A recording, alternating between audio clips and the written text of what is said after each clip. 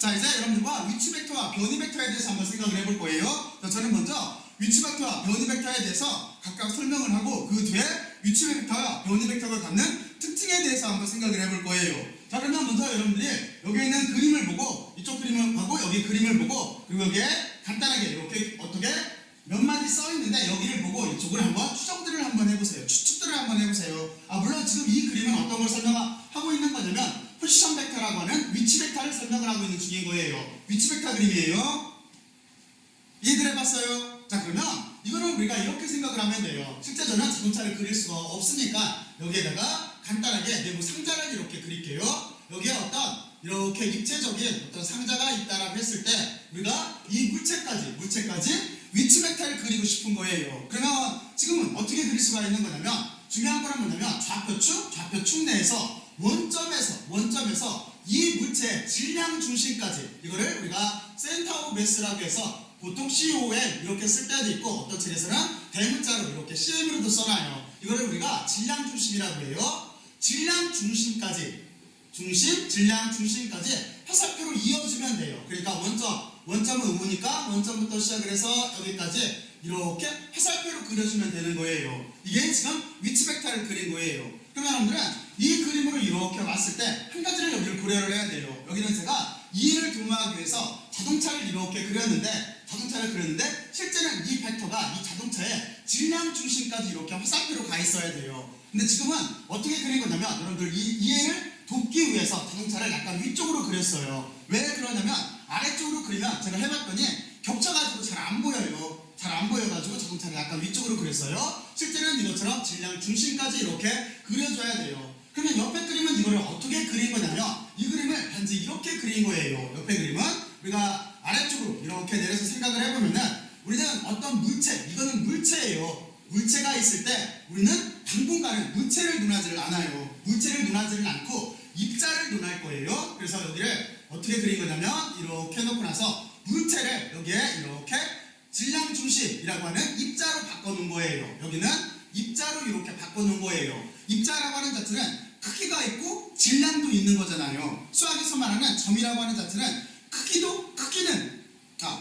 없고 질량도 없어요. 그렇잖아요. 위치 정보만 있는 거예요. 하지만 입자라고 하는 자체는 위치 정보도 있고 그리고 크기는 없고 질량은 있는 거예요. 질량도 있는 거예요. 자, 그래서 거기까지 우리가 여기 원점부터 시작을 해서 여기까지 이렇게 직선으로 벡터로 이어지면은 이게 위치 벡터를 그린 거예요. 자, 그러면 여기는 그리고 나서 몇 가지 설명인 거예요. 설명을 한 거예요. 첫 번째는 좌표 공간에다 이렇게 그려야 된다는 거. 그리고 지금 축을 잡으면은 이쪽이 X축, Y축, 여기가 X축, Y축으로 이렇게 되겠죠. 그리고 지금 보면은 여기에서 그 설명이에요. 이렇게 가급적이면은 우리는 점이 아니라 산수로 생각하면 안 돼요. 입자로 생각을 해야 돼요. 입자로 이렇게 생각을 하고 입자는 크기는 없는데 질량은 가지고 있는 거예요. 그리고 거기까지 화살표로 연결을 해주면 돼요. 그리고 기호는 다음과 같이 여기다 어떻게 쓰면 되는 거냐면 여기에다가 이렇게 거리가 만약에 길이가 R이라고 한다면 그리고 방향 성분이 있으니까 R 벡터로 이렇게 써주면 되는 거예요. 지금 이게 위치 벡터를 이렇게 그린 거예요. 그러면 이렇게 그렸을 때 실제는 또 하나 정보가 있는 거죠. 어떤 정보가 있는 거예요? X축하고 이루는 각도가 있기 때문에 원래는 여기에 세타라고 하는 여기 참고로 이렇게 쓰게 되면은 우리는 세타라고 하는 이렇게 각도에 대한 정보까지도 여기에서 표현을 하고 있게 되는 거예요. 그렇죠? 자, 그러면 여러분들은 이렇게 위치 벡터를 알아봤어요. 자, 그러면 이제 그 다음 장으로 가서 우리는 이번에는 변이 벡터에 대해서 한번 생각을 해볼게요. 변이 벡터는 정말로 중요해요. 여러분들하고 전 시간에 논했지만 변이 bek터라고 하는 여기는 무엇 때문에 중요해요? 변이 벡터는 우리가 이 변이 벡터를 이용을 해서 이 변이라고 하는 개념을 이용해서 그 다음에 속도를 구하고 속도를 이용해서 가속도를 구하고 가속도를 이용해서 결국에는 뭘 구할 거예요? 결국에는 우리가 F=ma에서 우리가 물체가 힘을 받으면 움직이는 현상을 논할 거예요. 그 시발점이 저기에 있는 변이 벡터예요. 그래서 변이 벡터라고 하는 것도 이쪽에다 한번 그려보면 이해하기가 쉬워요. 먼저 여기도 우리가 좌표축을 이렇게 파란 색깔로 이렇게 잡고 여기를 X축, Y축으로 이번에는 좀 더 명료하기 위해서 이렇게 화살표를 그릴게요. 이렇게 잡고 자, 그리고 우리가 만약에 여러분들은 이렇게 생각을 해요. 이쪽에 축의 위치 여기에 만약에 개미가 있었다라고 생각을 해요.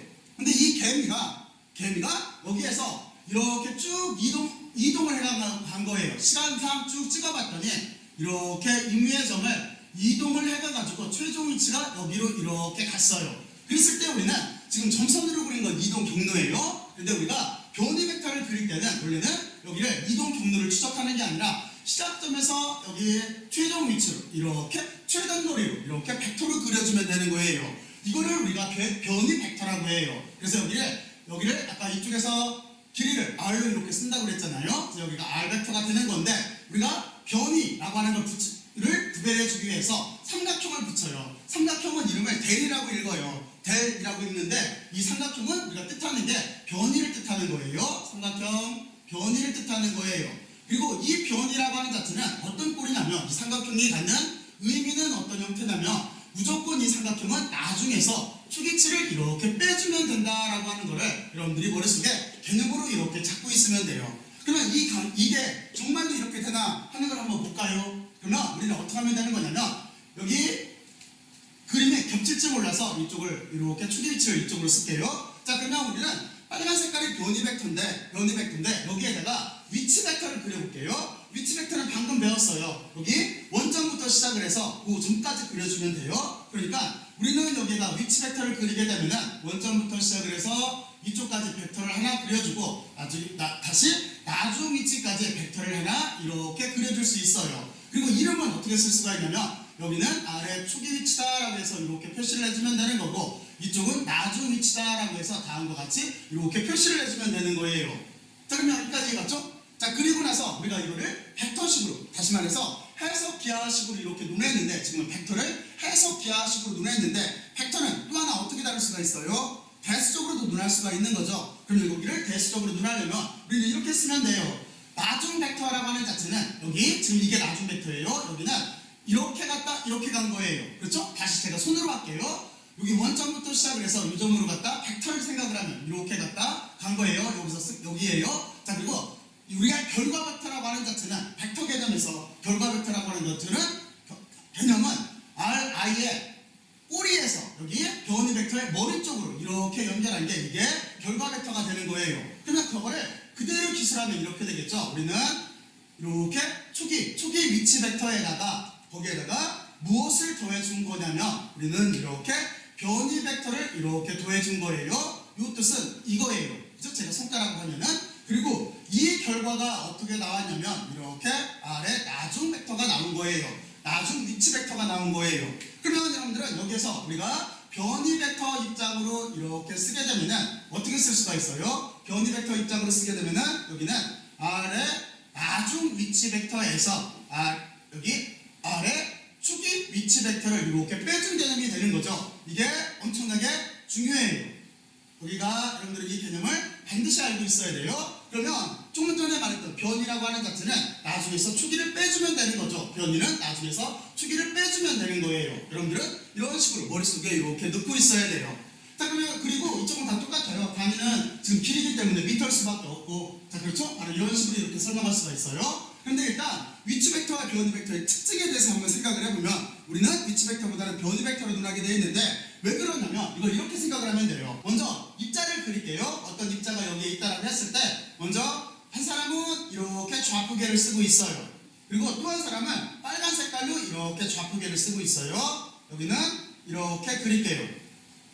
그러면 어떻게 될 수가 있냐면 이 사람은 위치 벡터를 그리게 되면은 자기가 있는 기준으로부터 여기를 이렇게 벡터를 그리면 될 거예요. 그리고 빨간 색깔 사람은 어떻게 그릴 수가 있냐면 이렇게 그릴 수가 있을 거예요. 이 위치 벡터를 이 입자에 대한 위치 벡터를 각자의 좌표계로 그린 거예요. 자, 그러면 이번에는 여러분들에게 어떻게 할 거냐면 이번에는 변이 벡터를 그려볼게요. 저기에 있는 입자가 뭐 개미라고 생각해도 좋고 이 입자가 어떤 이동 경로를 통해서 최종적으로 이만큼 이렇게 이동해 왔다고 봐요. 그러면 우리는 결과적으로 보면은 어떻게 그릴 수가 있냐면 변이 벡터라고 하는 자체는 다음과 같이 이렇게 그릴 수가 있어요. 그렇죠? 결과적으로 보면은. 그런데 이번에도 똑같이 관찰자가 있다라고 생각을 해봐요. 여기에서 파란 색깔 사람이 자신만의 좌표계로 이렇게 좌표계를 잡고 여기를 이렇게 관찰을 하고 있다라고 생각을 해봐요. 자기의 위치 벡터를 이렇게 그렸어요. 그리고 이번에는 빨간 색깔 사람이 여기다 이번에는 이쪽으로 그릴까요? 붉은 색깔 옷을 입은 사람이 이번에는 자신만의 이렇게 좌표계를 가지고 다시 저 두 가지 현상을 눈할 거예요.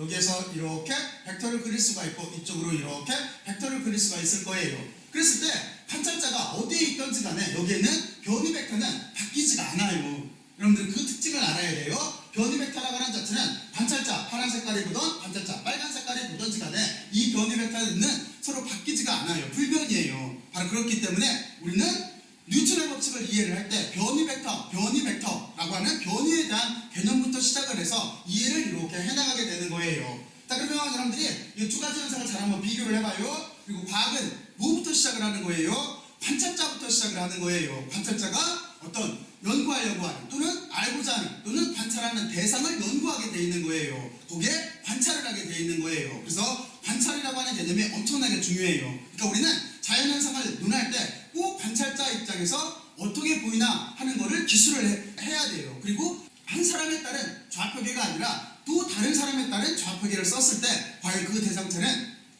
어떻게 보이나 하는 거에 대해서 여러분들이 잘 한번 심도 있게 생각을 해봐야 돼요. 여기서 나온 게 뭐예요? 여러분들도 잘 알고 있듯이 이게 특수상대성 이론이에요. 자, 그러면 여러분들은 여기까지 이렇게 잘 이해를 했을 거라고 생각을 하고, 자, 이제 여러분들은 여기에 있는 여기 변이라고 하는 개념, 요거 정리하면 요거예요. 변이라고 하는 요 개념에 대해서 이렇게 한번 생각을 해보고, 지금 제가 여기에다가 사고실험 모델을 이렇게 데렸는데 이 사고실험 모델을 한번 보고 여러분들 나름대로 의미를 한번 쭉 한번 부여를 해보세요. 자, 그러면 여기까지 이렇게 하고 저는 다음 주제로 넘어갈게요. 다음 주제로 넘어가요.